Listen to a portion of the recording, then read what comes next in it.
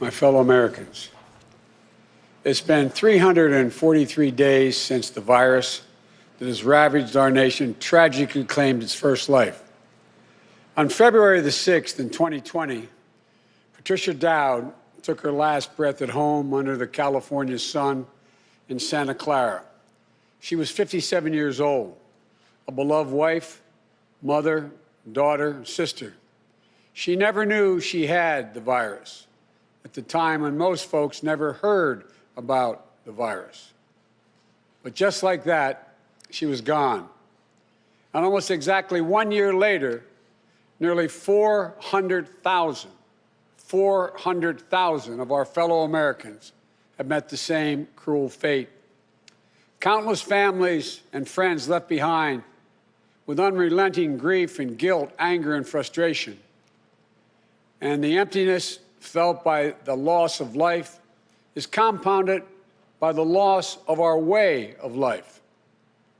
During this pandemic, millions of Americans, through no fault of their own, have lost the dignity and respect that comes with a job and a paycheck. Millions of Americans never thought they'd be out of work. Many of them never even envisioned the idea, are facing eviction, waiting for hours in their cars to feed their families as they drive up to a food bank. Millions have kept their jobs but have seen their hours and paychecks reduced, barely hanging on as well. That's happening today in the United States of America. Just as in the midst of the dark winter of this pandemic, as cases, hospitalizations, and deaths spike at record levels, there is real pain overwhelming the real economy.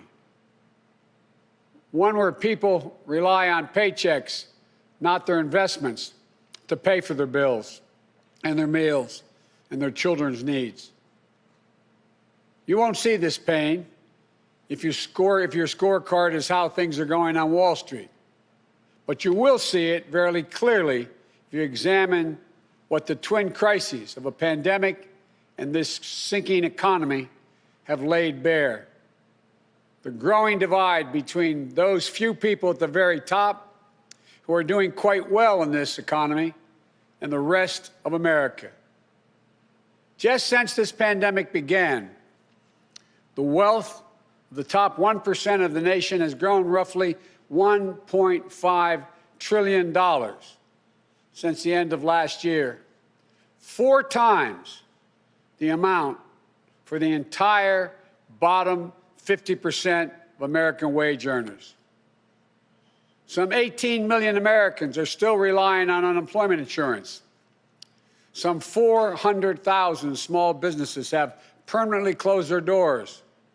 And it's not hard to see that we're in the middle of the once-in-several-generations economic crisis with a once-in-several-generations public health crisis. The crisis of deep human suffering is in plain sight, and there's no time to waste. We have to act, and we have to act now. This is what economists are telling us. More importantly, it's what the values we hold dear in our hearts as Americans are telling us. A growing chorus of top economists agree that the moment of crisis, in this moment of crisis, with interest rates at historic lows, we cannot afford inaction. It's not just that smart fiscal investments, including deficit spending, are more urgent than ever. It's that the return on these investments in jobs, racial equity, will prevent long-term economic damage, and the benefits will far surpass the cost. A growing number of top economists has shown even our debt situation will be more stable, not less stable, if we seize this moment with vision and purpose. And so tonight, I'd like to talk to you about our way forward, a 2-step plan of rescue and recovery, a 2-step plan to build a bridge to the other side of the crisis we face to a better, stronger, more secure America. Tonight, I'll lay out my first step, the American Rescue Plan that will tackle the pandemic and get direct financial assistance and relief to Americans who need it the most. Next month, my first appearance before a joint session of Congress, I will lay out my Build Back Better recovery plan. It'll make historic investments in infrastructure, that Build Back Better plan. Infrastructure, manufacturing, innovation, research and development, and clean energy.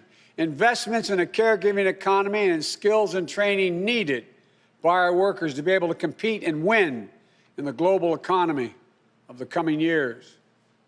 Moody's, an independent Wall Street firm, said my approach will create more than 18 million good-paying jobs.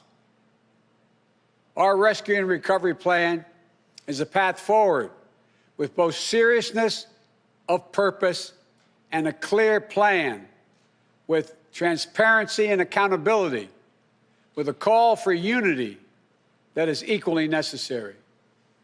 And unity is not some pie-in-the-sky dream.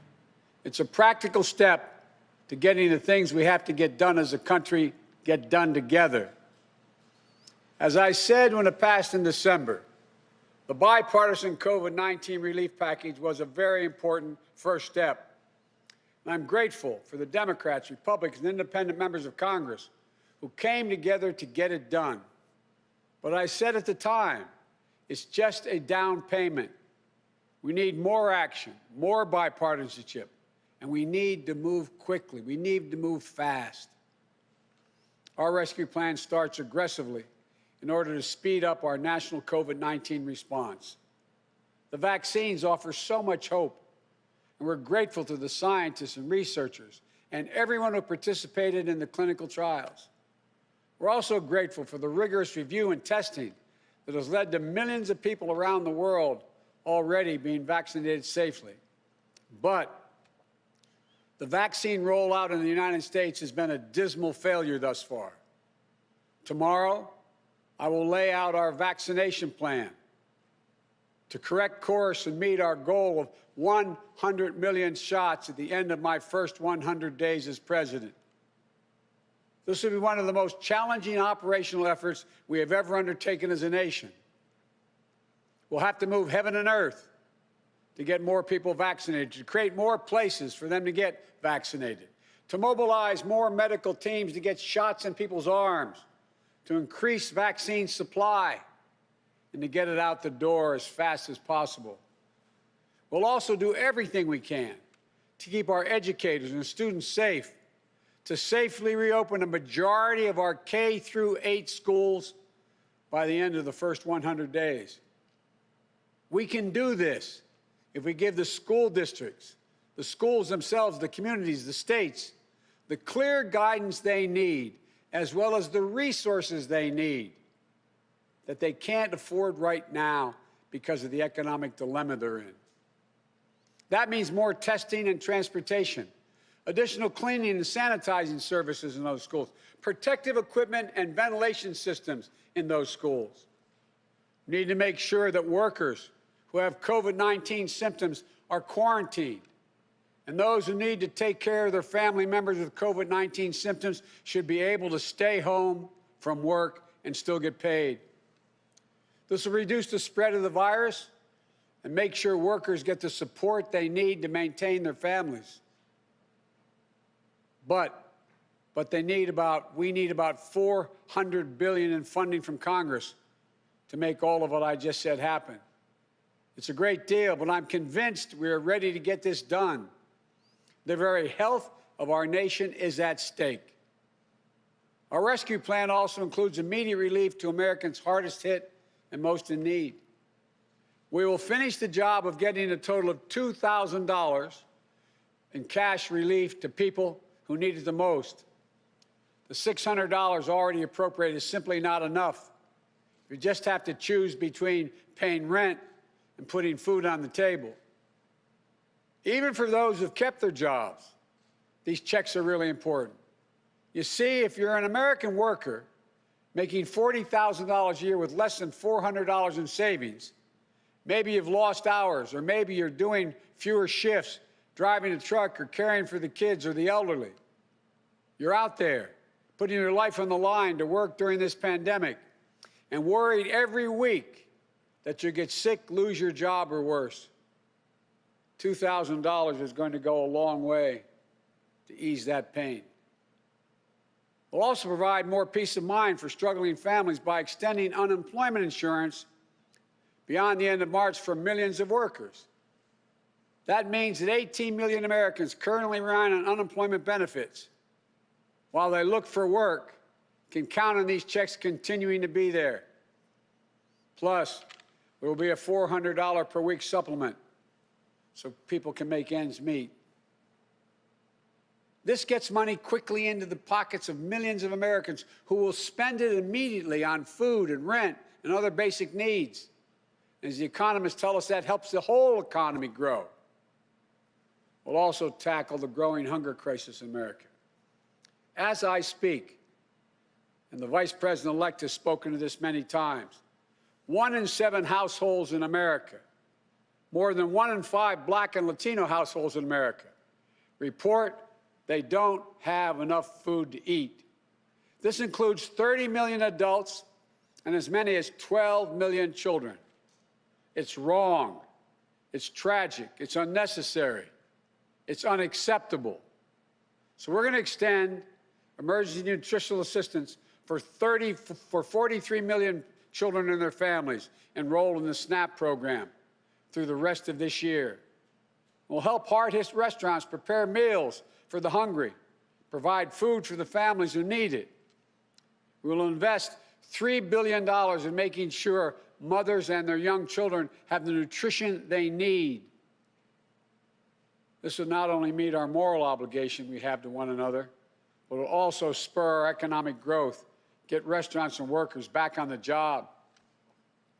And as we work to keep people from going hungry, we'll also work to keep a roof over their heads, to stem the growing housing crisis and evictions that are looming.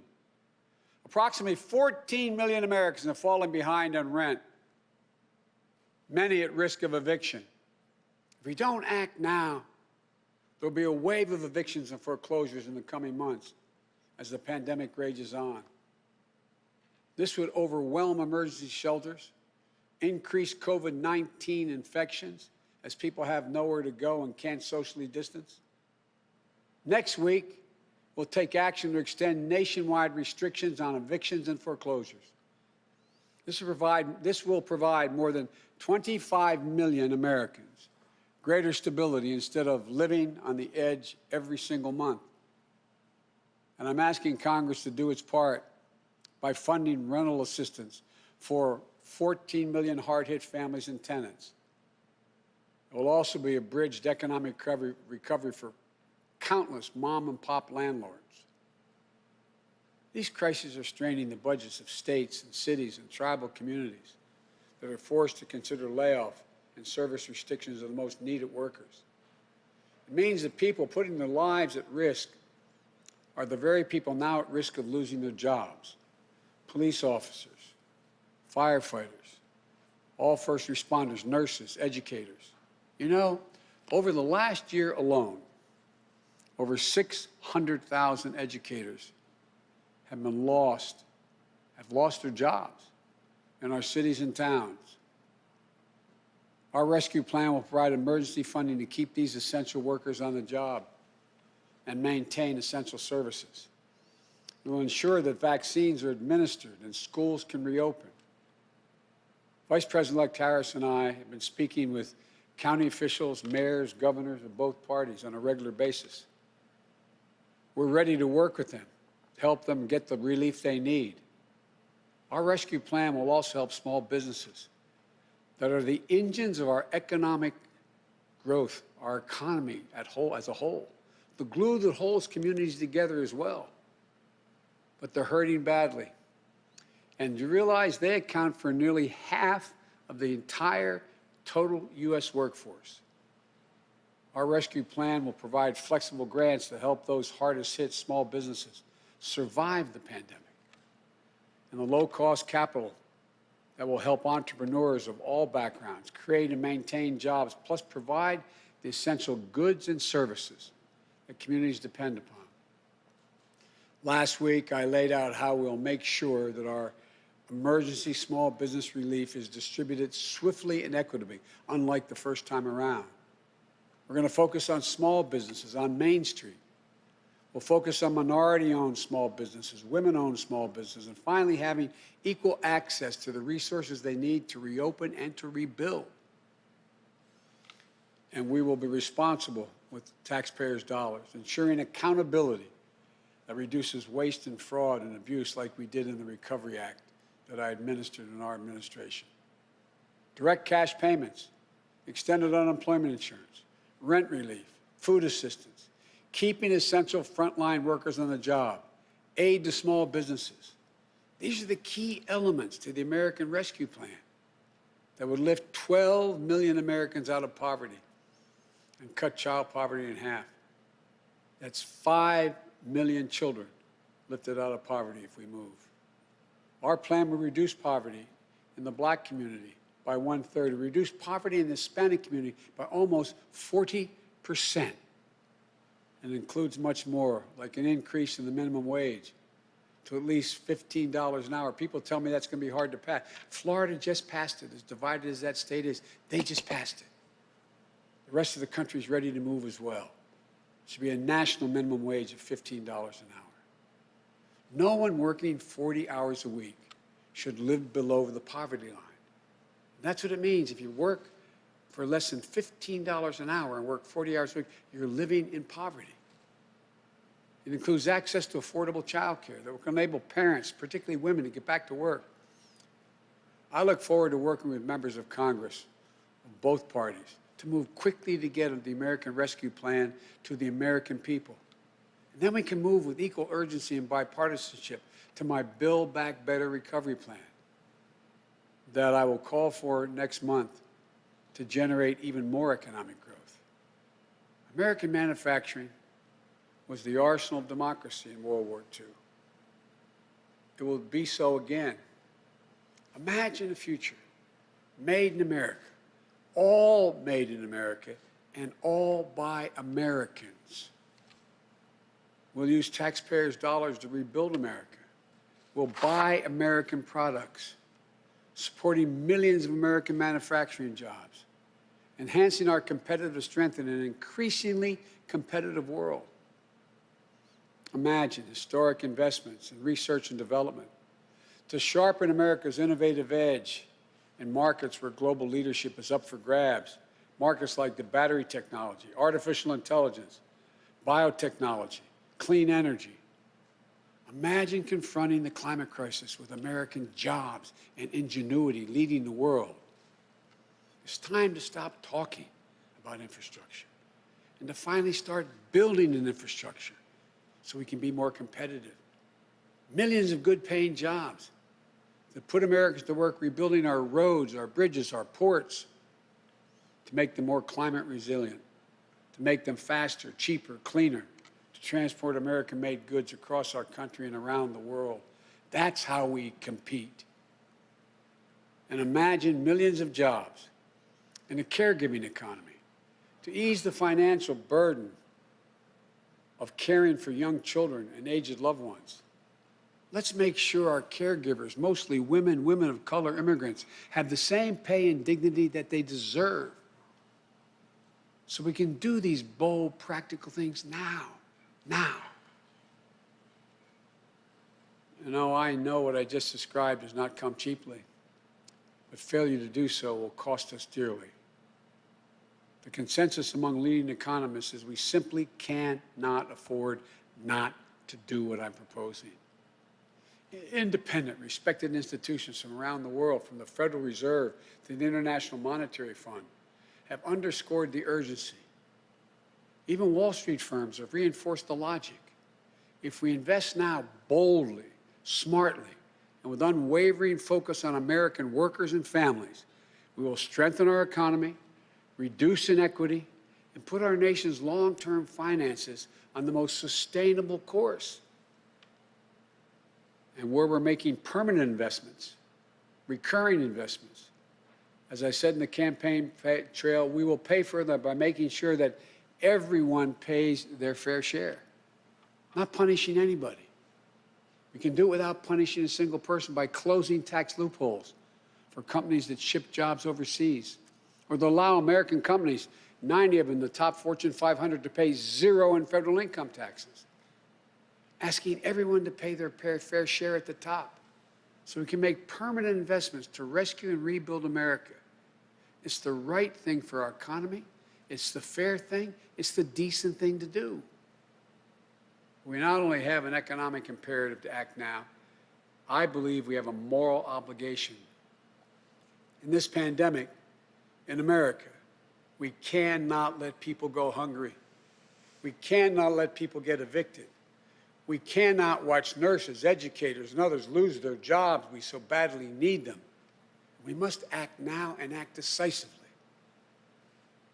My fellow Americans, the decisions we make in the next few weeks and months are going to determine whether we thrive in a way that benefits all Americans, or whether we stay stuck in a place where those at the top do great, while economic growth for most everyone else is just a spectator sport, and where American prospects dim, not brighten.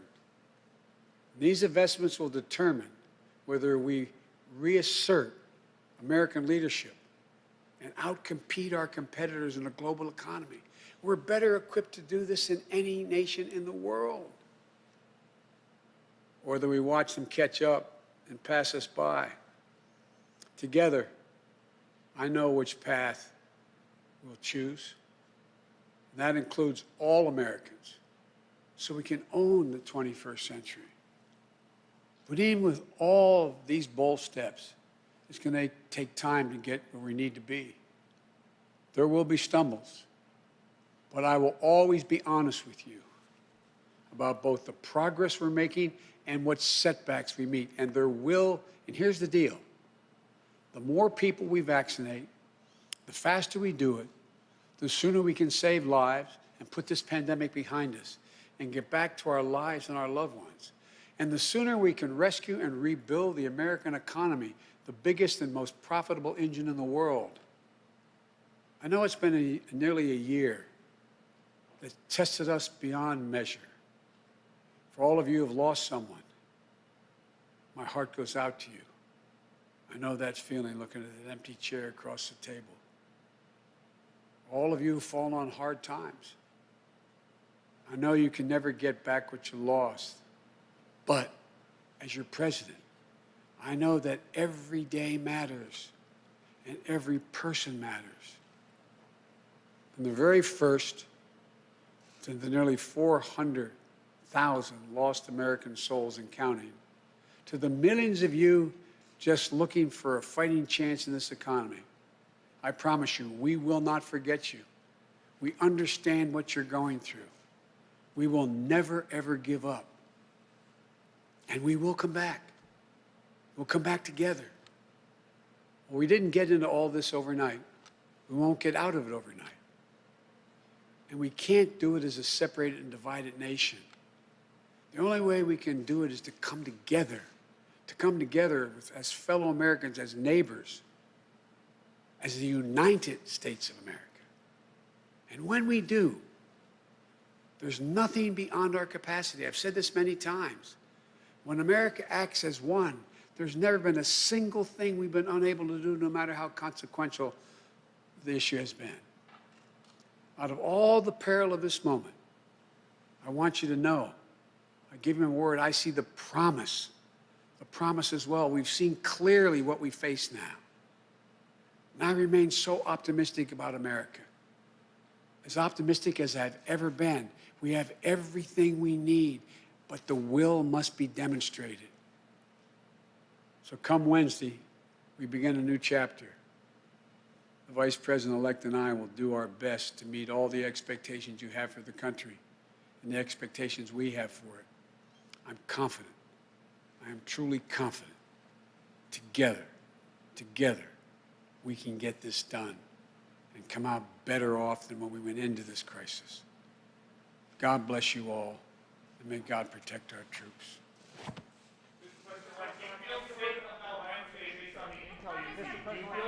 Have you heard from the Parliament?